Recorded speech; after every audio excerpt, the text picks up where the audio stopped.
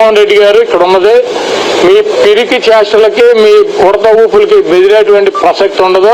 2029లో జగన్మోహన్ రెడ్డి గారు కంచమైన మేక మేసినట్టు గుట్కాలు నవ్వులి క్యాన్సర్తో చచ్చావు అనుకున్నారు, ఇంకా బతికే ఉన్నావు. 2024 ఎలక్షన్స్లో చంద్రబాబు నాయుడు గారు కుప్పంలో గెలిస్తే ఆయన బూట్లు పాలిష్ చేస్తాననో లేకపోతే నీ గుట్కా నోరేసుకొని ఆయన బూట్లు నాగుతాననో ఒట్టేశావు. ఆ ఒట్టు ఎప్పుడు నెరవేరుస్తావురా క్లీనర్ వెదవా, గుట్కా వెదవా, నీ అమ్మ మొగుడుగా అని ఈ ఏపీ ప్రజలు నిన్ను నిలదీస్తున్నారన్నా వాళ్ళకి కాస్త సమాధానం చెప్పరాదు?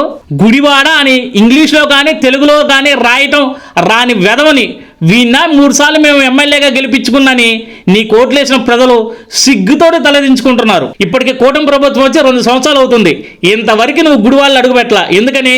ఒకవేళ గుడివాడ పోతే కింద నీ కాయలు కోసి నీ నెత్తి మీద పెట్టి నీ చేత ఊరేగిస్తారన్న భయమా? గతంలో నువ్వు చేసిన తప్పులకి కూటమి ప్రభుత్వం ఏడ నీ మక్కలు ఎరగొట్టించి జైల్లో వేసి నీ చేత చిప్పకూడు తినిపించిద్దన్న భయంతో రోగం వచ్చిన రోగిష్టోల్లా 2 సంవత్సరాల నుంచి కూటమి ప్రభుత్వానికి కనిపించకుండా తిరుగుతున్నావు.